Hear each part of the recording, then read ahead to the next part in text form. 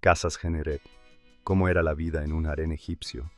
Las casas Generet podrían fácilmente equipararse a los harenes que aparecen en novelas y películas, pero, a diferencia de los presentes en el imaginario colectivo, los del Imperio Otomano, en los egipcios las mujeres no eran cautivas ni estaban destinadas solo a satisfacer los deseos sexuales del faraón.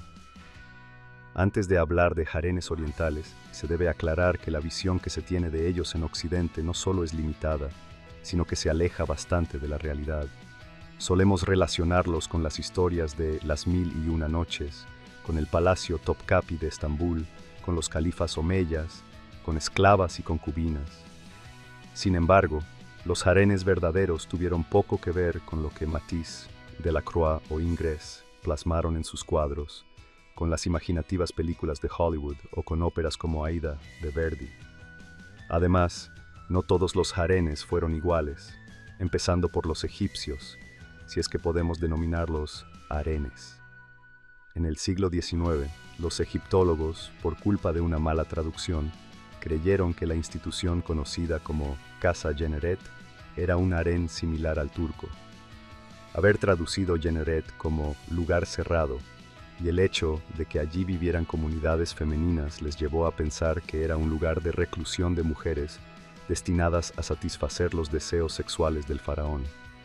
El vocablo harén deriva del árabe harim, o lo que es lo mismo, aquello que es ilícito según el Islam, lo prohibido.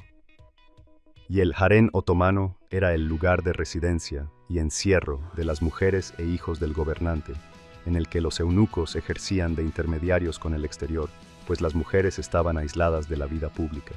En una casa Generet todo era muy distinto. Allí las mujeres solían acompañar al rey en sus apariciones en público y, además, Gener puede traducirse como tocar música y seguir el ritmo, una de las funciones primordiales del harén egipcio. Una prueba más de su peculiaridad era la ausencia de eunucos. Así pues, se cree que no existieron harenes en Egipto en el sentido turco del término. El harén del país de los faraones funcionaba como institución independiente y casi todas las mujeres eran reclutadas entre las capas inferiores de la sociedad, por lo que, de repente, veían en el horizonte una inesperada posibilidad de promoción. Eso le ocurrió, por ejemplo, a Nefertiti, gran esposa real de Akenatón. Se cree que fue criada en un harén de Malcata. La cantidad de mujeres que acogía una casa Generet variaba considerablemente de una época a otra. Parece ser que con Amenhotep III, 1411-1352 a.C., el posible abuelo de Tutankamón, se alcanzó un récord, más de 1000. No había una sola casa Generet, sino varias repartidas por todo el país. Memphis, Tebas, Merur, Malcata, Amarna. Como repartidas estaban las mujeres que residían en ellas, tanto las emparentadas directamente con el faraón por lazos de sangre como las damas pertenecientes a la nobleza egipcia, o también aquellas procedentes de países vecinos. Porque en el Imperio Nuevo, hacia 1552-1070, empezaron a formar parte de los harenes princesas extranjeras empleadas como instrumentos de la política exterior. Enviadas al país del Nilo para casarse con el rey con el único objetivo de crear una alianza con Egipto, se instalaban en una casa Generet con sus seguidoras y aportaban sus costumbres y cultura propias a aquella especie de gineceo. Entre todas las mujeres de cualquier casa Generet se establecía una jerarquía muy bien definida, ordenada principalmente según dos conceptos. El tiempo que llevaban residiendo allí, cuanto más era, más relevancia adquirían, y los títulos que les había otorgado el faraón. De ese modo, se sabía exactamente qué rango tenía cada una y, en consecuencia, su mayor o menor proximidad al rey, los favores que recibía de éste y su nivel de participación en los rituales religiosos. Esposa, madre y deidad. En la cúspide de esa pirámide femenina de poder estaba la propia reina.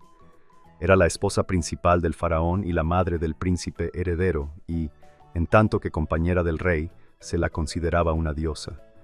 Ambos, el faraón y ella, encarnaban el principio masculino y el principio femenino que garantizaban la existencia del orden, o Ma'at, un concepto esencial de la cosmovisión egipcia que representaba la armonía, el equilibrio cósmico que imperaba en el mundo desde su origen y que era preciso conservar. Y para poder mantener la dualidad masculino-femenina, la esposa principal debía acompañar al monarca durante las ceremonias. Eso sí, siempre ocupaba un plano secundario con respecto a él, y en ocasiones, el cargo de gran esposa real lo ostentaba más de una mujer al mismo tiempo. La siguiente mujer en importancia era la madre del rey, que poseía el título de Met-Neswet y no tenía obligatoriamente que haber sido gran esposa real del faraón anterior. Le seguían las esposas secundarias, cuyo título era Hemet-Neswet. Estaban obligadas a entregar a sus hijos al rey y, si se trataba de extranjeras, sellaban alianzas con pueblos vecinos, como en el caso de las princesas hititas que se casaron con Ramsés II.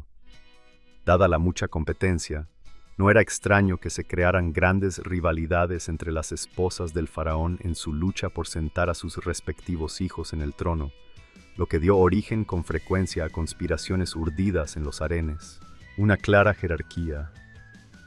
Puesto que la familia real estaba repartida por distintas casas generet en distintos puntos de Egipto, es muy posible que en el harén del palacio donde residía el rey solo vivieran su madre, la reina y sus hijos. Esa sería la razón de que tantas esposas secundarias solo viesen al faraón en contadas ocasiones y de que incluso algunas no llegaran a encontrarse nunca con él. Un escalón más abajo que las esposas secundarias se situaban las hijas del rey, Sat-Neswet, que podían seguir viviendo en el harén tanto si permanecían solteras como si se casaban con alguien de su familia o con un alto funcionario. Disfrutaban de bastantes privilegios, entre ellos contar con un séquito personal, disponer de una tumba propia y heredar de sus madres algunos cargos y títulos. Algo más abajo compartían espacio las hermanas del faraón, Senet-Neswet, y sus tías, y, a continuación, las conocidas como ornamentos reales, Yekeret-Neswet, sobre las que existen ciertas discrepancias. Algunos expertos creen que se trataba de las concubinas del rey, que, una vez hubieran dado a éste algún hijo, eran libres para casarse con un alto funcionario, mientras otros opinan que se trataba de mujeres de la corte y miembros destacados de la casa Generet, que se encargaban de la música durante el culto. En última instancia, las que ocupaban la base de la pirámide eran las bellezas del palacio, chicas jóvenes entre las que podían estar perfectamente incluidas las hijas del monarca y las amadas del rey. En ambos casos, estas mujeres se encargaban del canto y las actuaciones musicales, interpretadas tanto para entretener al faraón como para las ceremonias religiosas. La religión era un punto fundamental de la institución. Cada casa Generet contaba con una divinidad protectora, Bastet, Hathor, Isis, Amón. Y las mujeres podían ser sacerdotisas, principal motivo por el que recibían una educación musical que incluía la interpretación de instrumentos como el laúd, la flauta, la lira o el arpa. Y puesto que la reina lo era también de todas las sacerdotisas del país, ella se encargaba personalmente de controlar que los ritos se desarrollasen con total normalidad.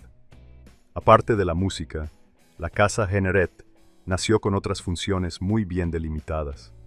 Como ya hemos dicho, en primer lugar era la residencia de las mujeres del rey, entre las que estaban sus esposas, pero también sus hermanas, su madre y sus tías, solteras o viudas. Autosuficiencia económica. Todas ellas tenían prohibido llevar una vida pública, por lo que cada casa debía contar a sí mismo con todo lo necesario para poder cubrir las necesidades primarias de la familia real, empezando por la alimentación, y para que no les faltase de nada y pudieran llevar una vida lujosa. Por eso, las casas Generet no solo eran instituciones independientes, sino también económicamente autosuficientes. Estaban exentas de pagar impuestos. Disponían de tierras de labranza, ganaderías, granjas, molinos y talleres de muebles, de cosméticos, de perfumes y sobre todo de textiles. Acogían una auténtica industria textil en la cual las servidoras y las esposas de origen humilde hilaban, cosían y tejían. Una de sus principales tareas era la elaboración del llamado lino real, el de mejor calidad, con el que se confeccionaban los vestidos de las damas. No hay que olvidar una última función primordial. De hecho, prácticamente la única que las casas Jenneret compartían con los harenes musulmanes, eran el lugar de crianza y educación de los hijos varones del faraón. De eso se encargaban nodrizas y preceptores, pero era la propia reina, al mando de las instituciones y de la economía, quien escogía a los maestros y decidía qué educación se impartiría en la casa. La educación de los descendientes reales tenía lugar en una parte concreta del recinto, la llamada Casa de los Hijos. Y es que en el harén la arquitectura y el reparto de las zonas y estancias, según sus utilidades, estaban perfectamente estudiados. Lo formaban varios edificios en el interior del complejo palacial, o bien independientes y separados del mismo. Se construían con gruesos muros y murallas de adobe, y las estancias se decoraban con pinturas de vivos colores, tanto en las paredes como en el suelo y el techo. Las habitaciones contaban con vestidor y baño propios, y siempre se reservaba una estancia principal con un estrado para colocar en él el trono del faraón. Sentado en este cuando venía de visita, las damas se reunían a su alrededor para deleitarle con sus interpretaciones musicales. Nunca faltaba un templo y asimismo había almacenes, zonas agrícolas y ganaderas y talleres, todo rodeado de jardines con estanques. Rivalidad entre mujeres. Si se piensa en la casa Jenneret como espacio para la educación de los niños y como residencia de las ambiciosas esposas del faraón, no resulta extraño que fuera también centro habitual de intrigas políticas que podían terminar en asesinato. De este modo, los harenes se convertían con frecuencia en nidos de complots y conspiraciones. La rivalidad entre esposas estaba a la orden del día. A sus ojos, todo parecía valer con tal de que su vástago se sentase en el trono y, de paso, ella escalase posiciones, pasando de simple esposa secundaria a madre del rey. La más famosa de estas conspiraciones fue la que atentó contra la vida de Ramsés III y la conocemos gracias al papiro de Turín, pero debió haber muchas otras. Algunas están documentadas. 12 intrigas políticas conocidas. Uno de los complots de los que tenemos noticia se produjo durante el reinado de Pepi I, que gobernó aproximadamente entre los años 2332 y 2382 a.C. En la autobiografía, grabada en piedra en una de las paredes de la mastaba, tumba, de un funcionario real llamado Weni, se explica que éste fue llamado a declarar por el faraón en un grave caso de intriga que había tenido lugar en el harén. No hay datos que revelen quiénes fueron los traidores, pero se sabe que el rey regaló a Weni una buena cantidad de oro para que embelleciera su última morada, tal vez una recompensa de Pepi por el servicio prestado. Otra conocida conspiración, mucho más grave, terminó con un magnicidio, el de Amenemhat I, que reinó de 1991 a 1971 y Un relato breve pero detallado explica la historia, en la que el espíritu del rey asesinado avisa a su hijo Sesostris Plieri de que los traidores pululan por palacio. Según el escrito, el faraón se encontraba en su dormitorio, solo y desprevenido. De haber podido empuñar el arma, habría devuelto los golpes a los cobardes con una sola mano, explica el espíritu de Amenemhat I a su apenado hijo.